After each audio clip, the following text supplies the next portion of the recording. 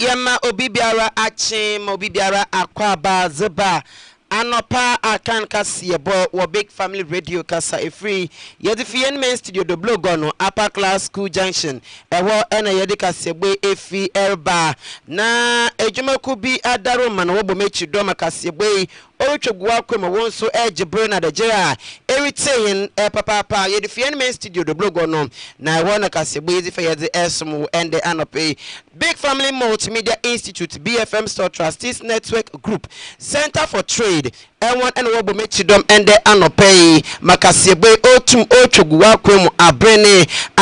Yinadam. Now you're streaming live on Facebook or your Big Family Radio and a Big Family TV. The Mara so and a YouTube also a Big Family TV. For what you check for my name. Na Yanje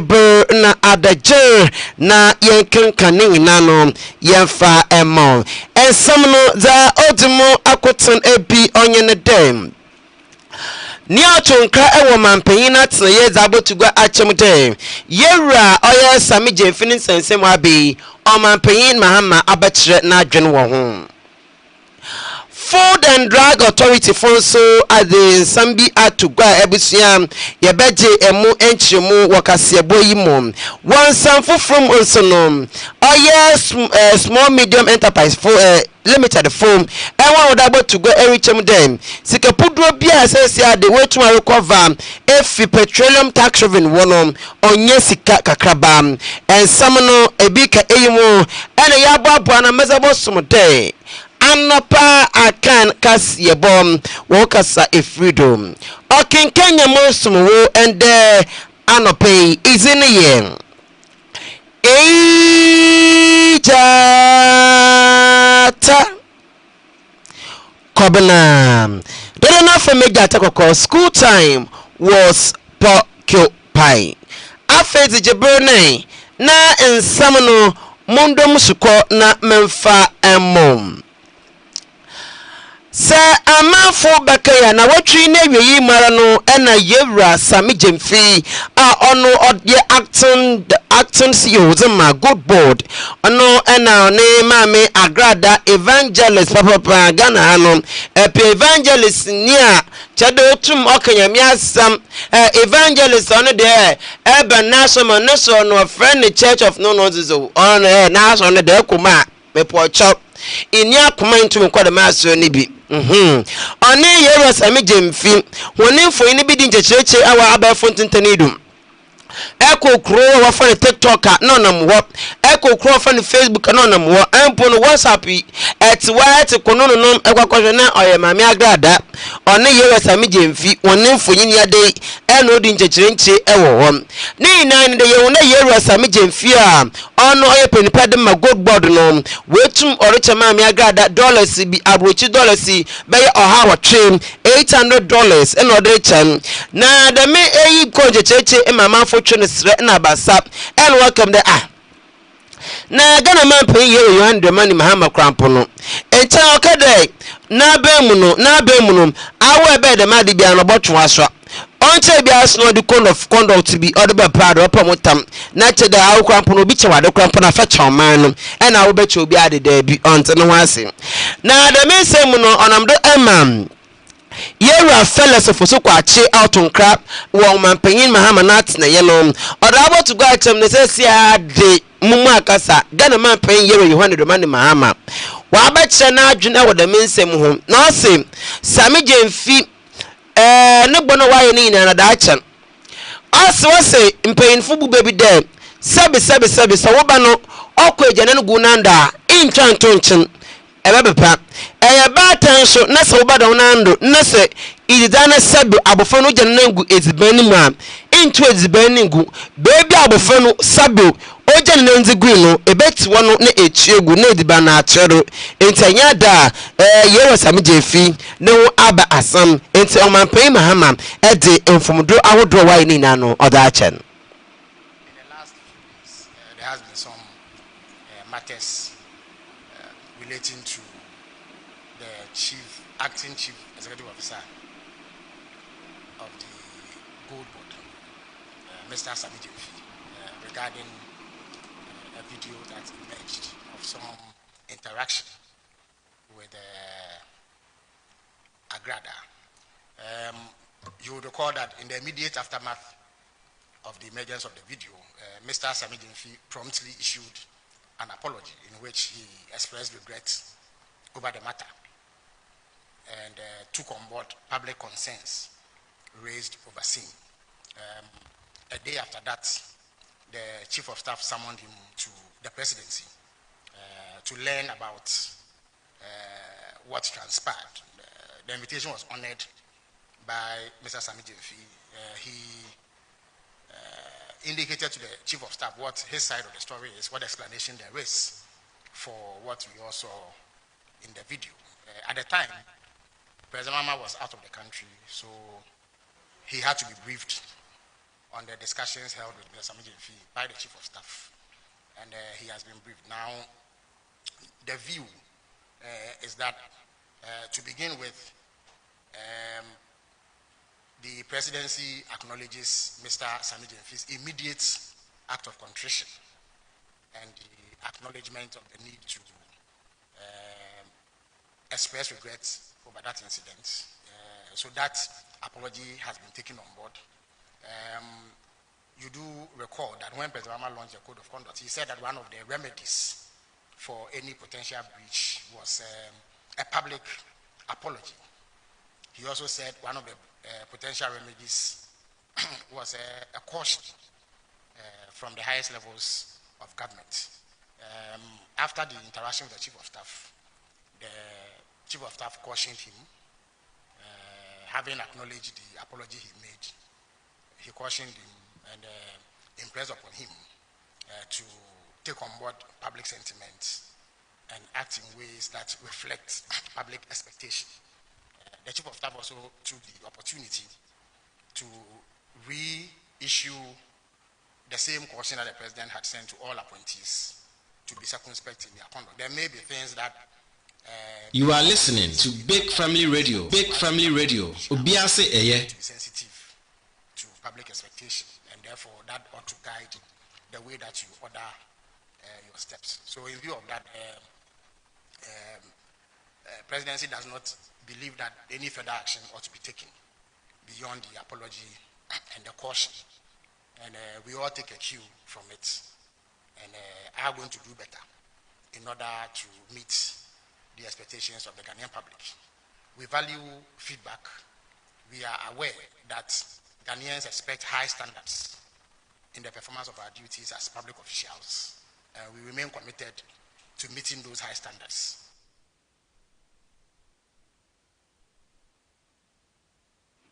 Abusia yetwa ensam no do wo ensam foforo Food and Drug Authority for and was about to go chemudem. Yawa enimpa ebinim ewa man Ghana ha. We bubu no companies ahodoɔ na we yedwuma ahodoɔ ɔman ni ma na kyeda wano wo dwuma soron kopa erebu ɔman no. Ana yewe ebinim so da wa yero ho na wa yenza mabɔnem wo de fra enzamam ewa ɔman Ghana ha. Enti anamdo emma oye roda erabna apia. On your head communications na face of public education as my Food and Drug Authority. Or about to go out to them. Any prebinima one the way when I do know they will cut some to some Ebenard Tom I do a mind gonna have what they end on a bond far from and that my Food and Drug Authority for one gentleman a kayas a air shakasam for any be every evening at a advert also. This advert has been vetted and approved by the FDA. The microphone one song name I want for down crop. Na FDA for no one usually now for one stamp no ensidro amo amwe de adwuma yari FDA fu aja to another day to name FDA fu aja to no wa so chepan o de medem nimpa no os de nyimpa no otum ka de mu ba ye infisha popo eduru ko infisha popo eduenu enum 25 years papa enti wona wo nzama wa Ghana ha na wo fo kuma FDA fu nya nhwemu na wangi ntum no wo tsewa na ono de hu ne dai academ infisia Paul eduenu enum. Mamofo section 77 section 110 any import section 142 ani nyina sanctions ye wo so bit na adwen so obe floute sa nhyehyeye na ye wo punitive measures ankasa e wo ho ba ko ye prosecute too ebu onso ye be impose administrative fines e wo so na ye dika ma manfo atiase so public health act ne so a ye nipa pomuden na wabu opese ototo na nti emra ne wo very punitive measures. For example, ototo enro hu nsem ase a you can judge a minimum of 15 years and a maximum of 25 years jail term. Ebani sikasem so a enye easy nti enye omo advertise or radio ni TV so any media friends print pen social media wo bia obetwe sebe o phone camera si so say wo ye live o ke can claims that FDA nyintu mu wo dey o say we your small business FDA wo buo ni die kese de ma small any big businesses nti kra na ya start their friend progressive licensing scheme eya wo say o wadwuma dia she talk to ebi eya so obolo kitu ebi eya de kitu abaye wo gidie say first of all nipa na e di nti eso akra wo say ehote afensi o gidie say wadwuma na betime tumpon nti e wo regulatory structures wo e beboa ama e ba ne licensing kra anyi sika kese ena nya adaje say sika kitu as small as 150 Ghana cedis e ba ne registration ye won hyehyeye ye ma o ade mu odenden ne a wontimi e meet e friend progressive licensing scheme ayes atwede wo be from step by step no dey akoni nti wo person wo yo eduane and cosmetics bia we have small business are instro bopini FDA no ye mo and trick camera and see wenim enye social media advert a wo pe bia if you say ye monitoring processes na very strict na wo pisa won a o ma fem a yet me charge as high as 90,000 Ghana cedis make me abo checkly one no kumasi a onko kwakode ma ne aban abo ne saaka no osanso si echire ma ono ani followers ne raise fans ma no enye sa onko kwakode me pimpim na kwakode because of emra omototo na se nti efutuo ne kokobo kese enye de ma omanfo obibie ni ho kwan se obe advertise eduane ana cosmetic and household chemical bia on ma FDA ehu ye ne ma no approval ye nim so manfo te amaniboya o me de asopa ebeye de yesro mo na enti no asamnyen enti wana watonto na ade a package won kama po chop bomazna fa kama FDA foi na won yenhwemu na won gintum enfamam make out down upon no sia kase bo and wa so good everyday in the live and so our Facebook na TikTok ni na and afa so or YouTube when you stream live home motwa and some no do na meze amawa oye director of support edema SML Dr. Yase wasapom ono no that to go no reach mu dem says ya the econ action ye wa oya de wetum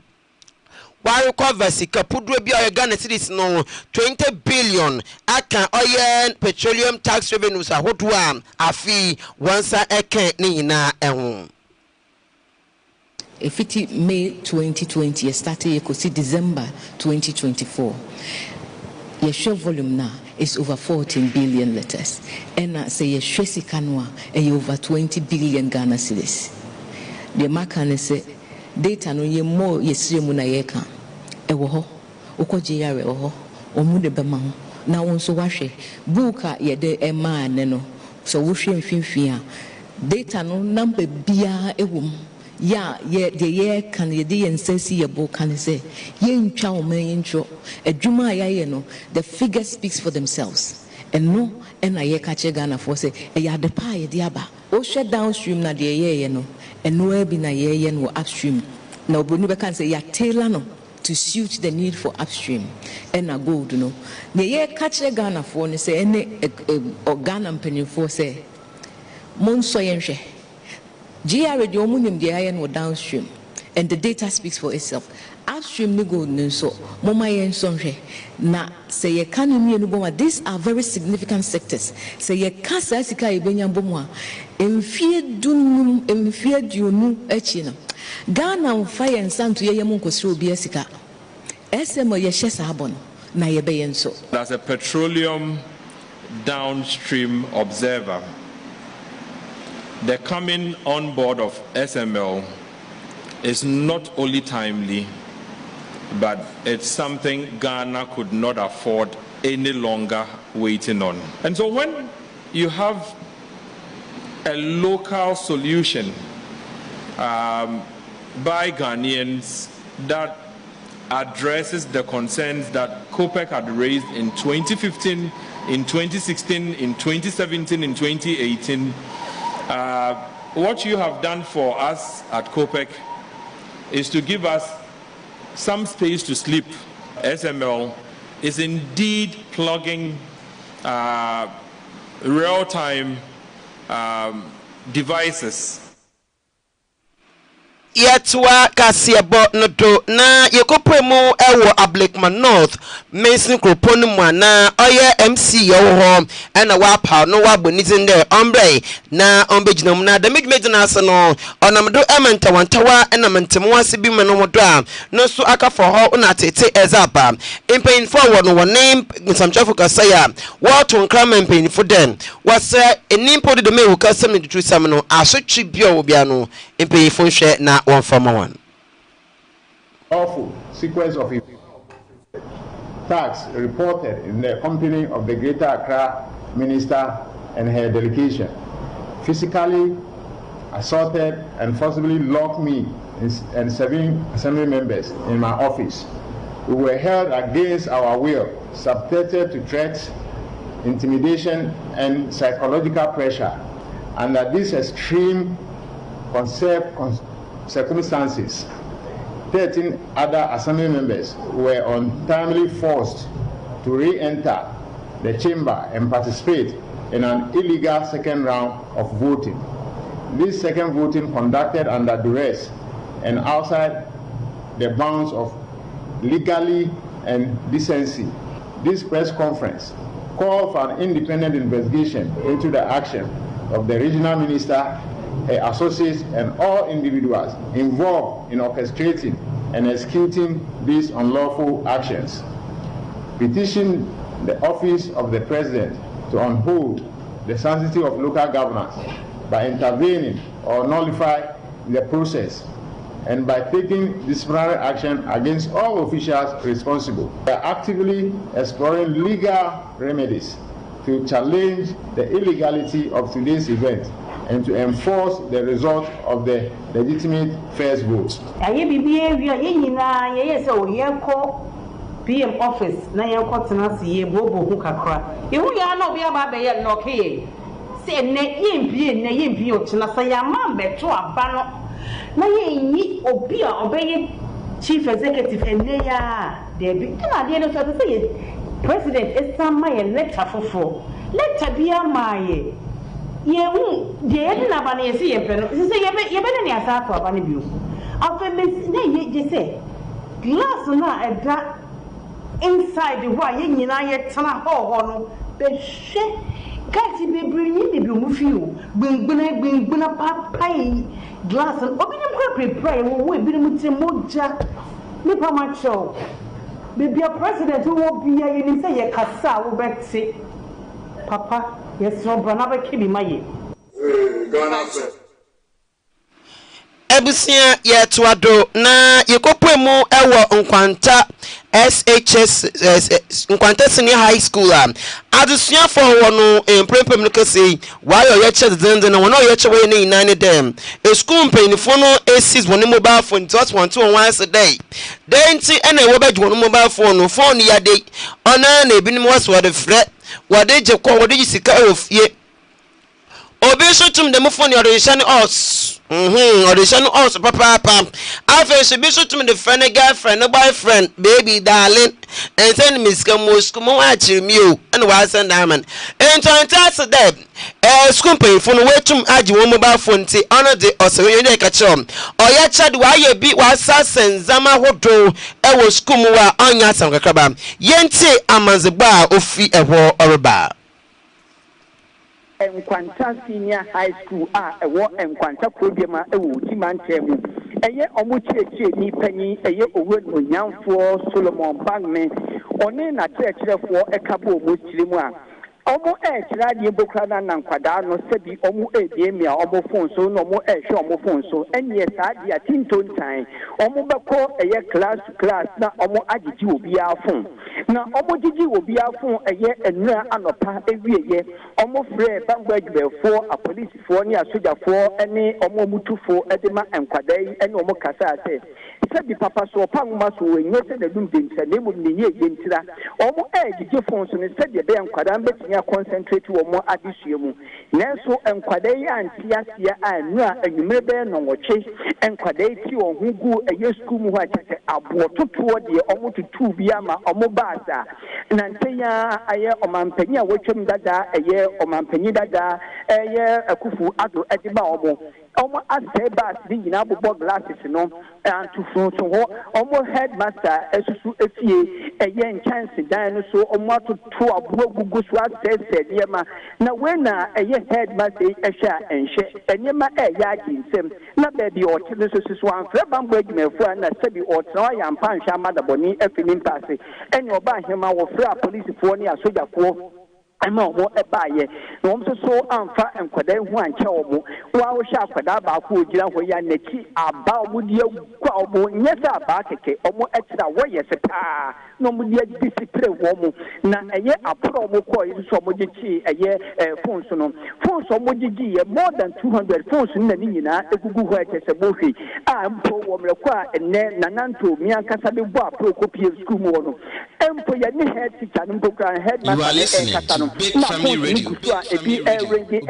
Eringi. And they said, Yakwakobani said, Zuku, Kwadam, Mako, and Kuno, Nase, Bambwedme for Ensa Asomu. I can say almost to a man. A Binum Susway Jania free school, a woman in Memina, and I'm so ama a Nedian Pocrano, a jet classes and said that uncle. So I'm a church for Nibim Pocradi, they say, Obibakas or my traumatized. I'll watch that. Omunim said, Yomo Cochradia, our class, school, Quade, at Yomo, a better.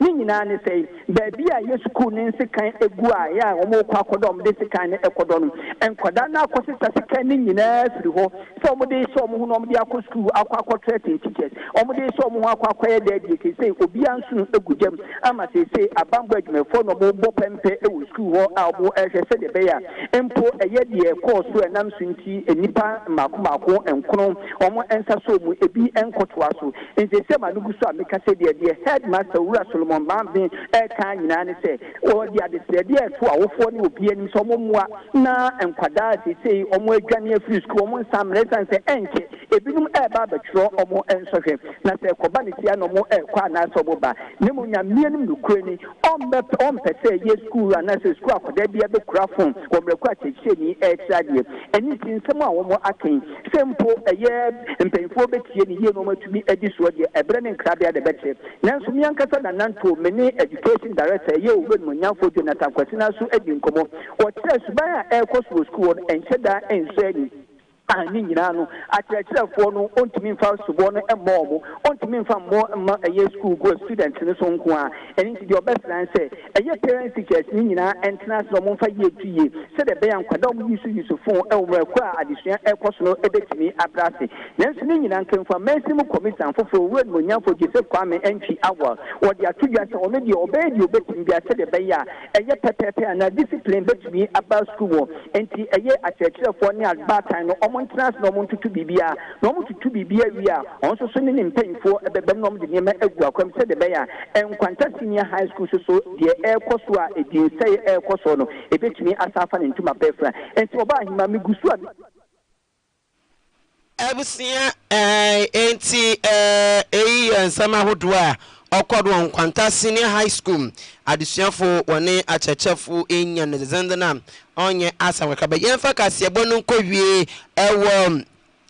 mambe di mfihia no aduasa anan okidnap obi ne ba court ahyede onsan enkodamu biem na onsan mu pem court no wondi na asam yente amanzebo a ono so ofri ho ɛbɛ afiye match bosomeno eda na etosum yinu you are listening to Big Family Radio. Big Family Radio. Obiase eye. Wo Adansi South District, Asante Mantam imu. Akoda wanya mfie num. Oko school Future Assurance Academy New Dubiasio which na KG1 akwamamsi oka emfanti eni twi kasa awofo no kire se akwada no ko school wa medru fie bio enti na akwaya asem kese pa eni New Dubiasa post for yedu mbetumi bia UTV enso kan ho asem pa ananu fie da ye busu ye omu ye de to sudu ana adumfo bi eyi aposifo asutie se akwada na kopie ewo hua bodom ai ben jene ewo bono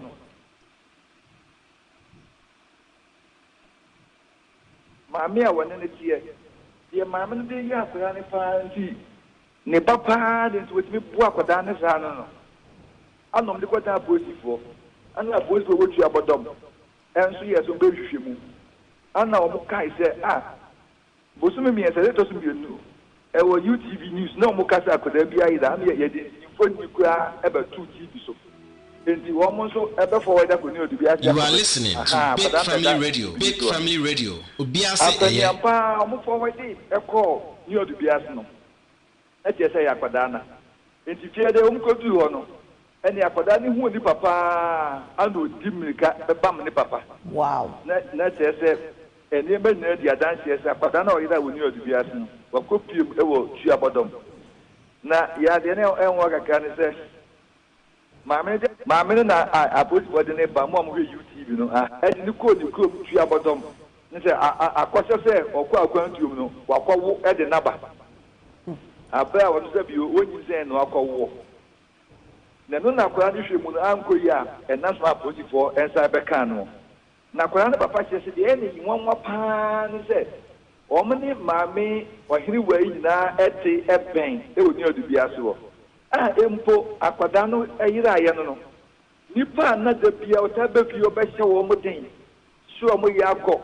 o fa benyame nyame na de ma nyame na eje enye hwe ekeka nsem tile wo mo ni sa maame no se o mo ko hwe akwada ni bia wo mo ni maame wo hene wa na ekọ then na wonwa ana wafa so wi akwada nda ko se ni ko butu abodom enti wo bepiem ewo oboa circuit court ama otimafo na yese yemfa ni nkosi se de asem na ye no nyame ya aduma abosum ewu mu ye de to so aduonu ba ko 21st May na omude na bepiem oboa circuit court biem na ye ntia odi oye ne awaye no na omatimi ato aso enti ebusia eye amanzeba ofi oboase wo ebeya yedi ebi asom ha ena embre no ebe makwan ma yedi anopa no sia akan kase bono mezi ebesi amom asadan koma ohenema Esther ena afin so abna papa bi the only abna ngh ko wina kechire wina obomechi dom ema mede kasebwe ebro damaran so ohima Esther damfa hima ono so ebuam papa ena mede besi edini ye ejata kobena dogena femi ejata koko school time was porcupine memo we na mo memo uti memo hwa adehye